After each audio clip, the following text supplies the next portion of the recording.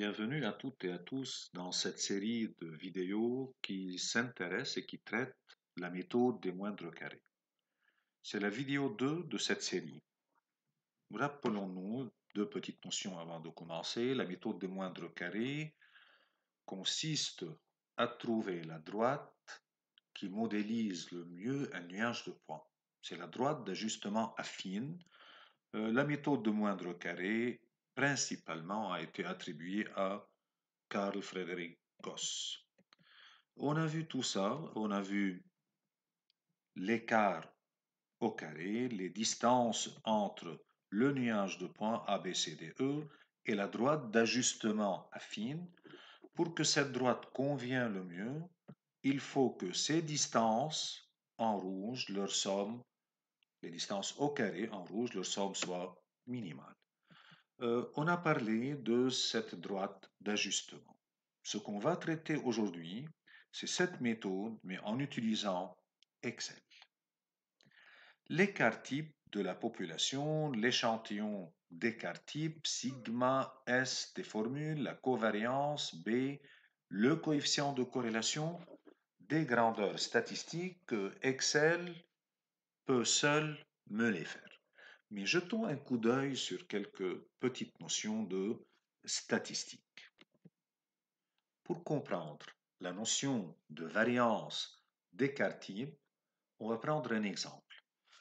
Vous et vos amis venez de mesurer la hauteur de vos chiens. Vous avez 1, 2, 3, 4 et 5 chiens qui sont là. Les hauteurs jusqu'aux épaules de ces chiens sont respectivement 600 mm du premier, 470 du second, 170 du troisième, 430 jusqu'aux épaules, 300 mm du dernier jusqu'aux épaules. Voilà ce qu'on appelle une population. Votre première étape consiste toujours à trouver la valeur moyenne, la moyenne, ce qu'on appelle en anglais average ou mean parfois. Comment je trouve la moyenne? Je fais la somme de ces valeurs et je divise par leur nombre. Vous savez évidemment tout ça. Ça me fait 394 mm. Donc la hauteur moyenne, c'est 394. Elle est sur le graphique en vert. Cette droite en couleur verte. Maintenant, nous calculons la différence de chaque chien à partir de la moyenne. Ce qu'on appelle YI moins Y bar. C'est Y1 moins Y bar, j'obtiens le premier écart, Y2 moins Y bar, Y3, Y4, etc. Il y a des écarts positifs, il y a des écarts négatifs. Donc, on va prendre cela au carré, vous allez les mettre au carré.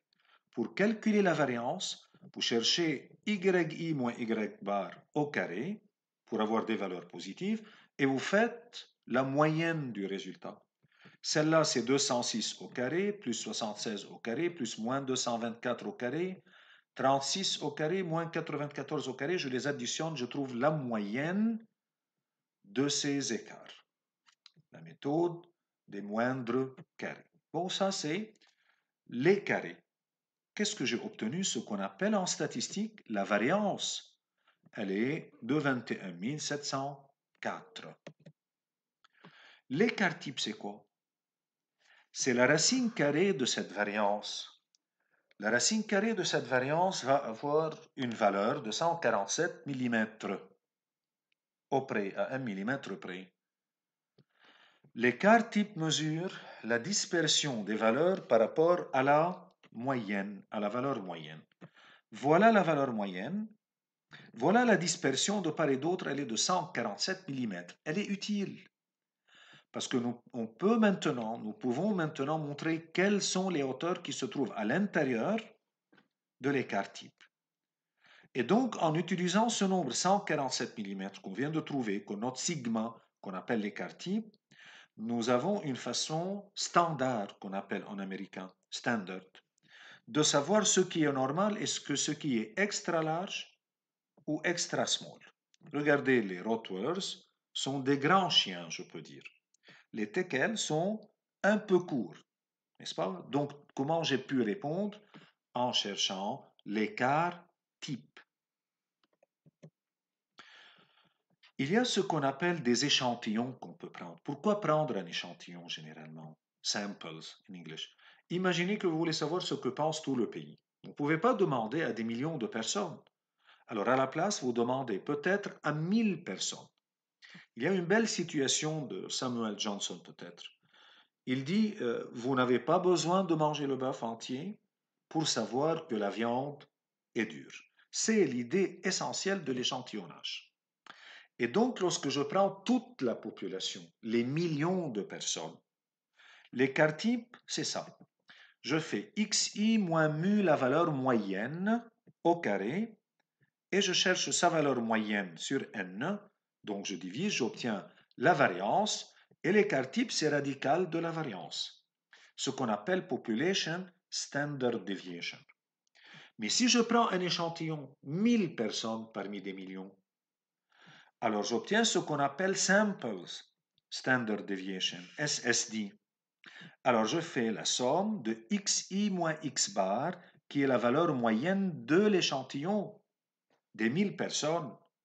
Je fais leur somme au carré, n'oubliez pas la méthode des moindres carrés, je divise par n-1 selon les études statistiques, selon les formules statistiques. Donc ça, c'est l'écart type, et ça, c'est l'écart type. Ça, c'est l'écart type lorsque je prends toute, ou lorsque je peux prendre toute la population, et ça, c'est l'écart type lorsque je prends un échantillon. On appelle ça en anglais standard, ou sample standard deviation. Ici, population standard deviation. Je pars vers Excel. Avant, peut-être on peut jeter un coup d'œil sur la covariance. C'est la somme de xi moins x bar par yi moins y bar sur n. Si je prends toute la population, c'est quoi la covariance? Elle indique à quel point deux variables sont reliées. Et s'il n'y a pas de relation entre ces deux variables, la covariance va être égale à 0. Et si je prends un échantillon, on divise par n-1. Partons vers l'exemple. Partons vers l'exemple. J'ai deux variables, x, y. Moi, j'ai choisi des nombres quelconques. 4, 5, 7, 8, 9, 10, 10, 12, 14. 9 valeurs.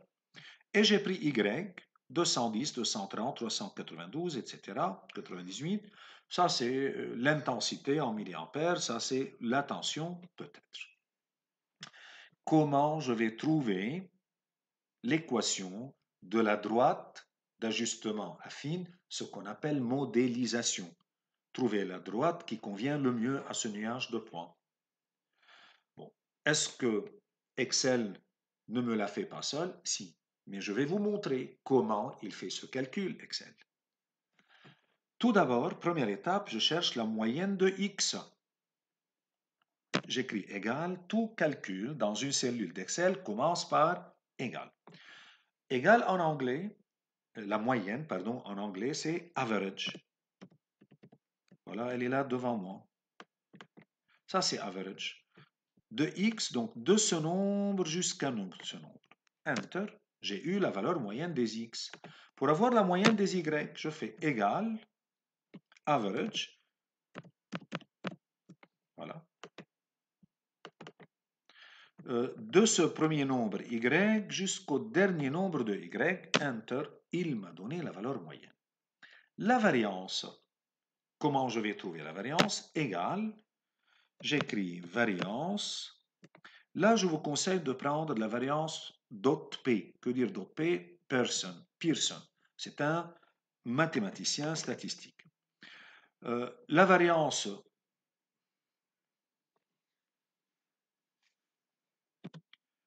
et donc la variance de P, c'est de Pearson, qui est un mathématicien, c'est de ce nombre jusqu'à celui-là. Enter. De même ici, je fais égal variance de M. Pearson de ce premier nombre jusqu'à celui-là. Enter, il me donne la valeur. L'écart type, égal. À quoi est égal l'écart type comme on a vu avant? C'est racine carrée de cette moyenne des carrés. Donc SQRT, square root, de quoi? De cette valeur-là. J'ouvre ma parenthèse de x, enter, il me l'a donné.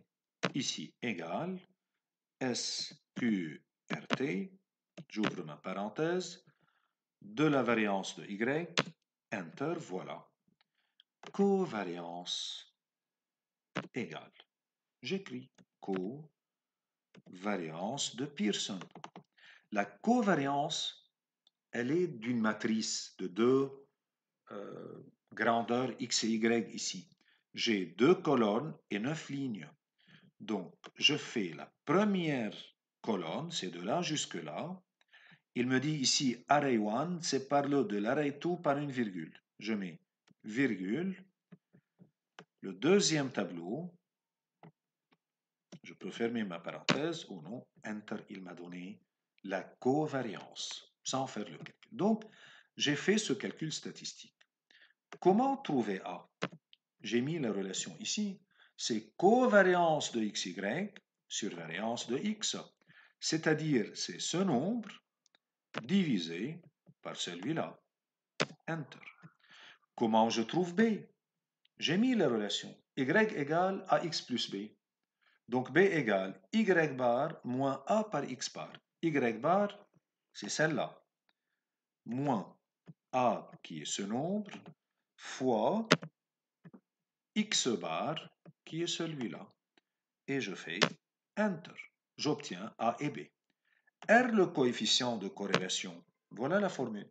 C'est covariance de xy, celui-là, divisé, j'ouvre ma parenthèse, l'écart type de x fois l'écart type de y, je ferme ma parenthèse, Enter. Bon, je vais essayer maintenant de faire le graphe, Insert, de xy. Voilà les valeurs. Voilà. Est-ce que je peux avoir l'équation de y en fonction de x de ce nuage de points qui a l'allure allongée et avoir son équation? Si je choisis n'importe quel point, right-click, comme on a dit l'autre fois, add trend line in English, ou bien ajouter une courbe de tendance. Voilà la courbe de tendance. Display equation, écris-moi l'équation. Écris-moi r squared, le grand R au carré, sur le graphique. Voilà les valeurs. Voilà les valeurs de cette équation. À quoi est égal A? 49,881. Qu'est-ce que j'ai obtenu? 49,881. Yes, j'ai aimé. B, 13,707. B, 13,7070. C'est bon. Pour R au carré, c'est le coefficient de détermination. Il est égal au carré du coefficient de corrélation, comme j'ai dit l'autre fois, pour une régression linéaire qui est le cas. Voyons si c'est vrai.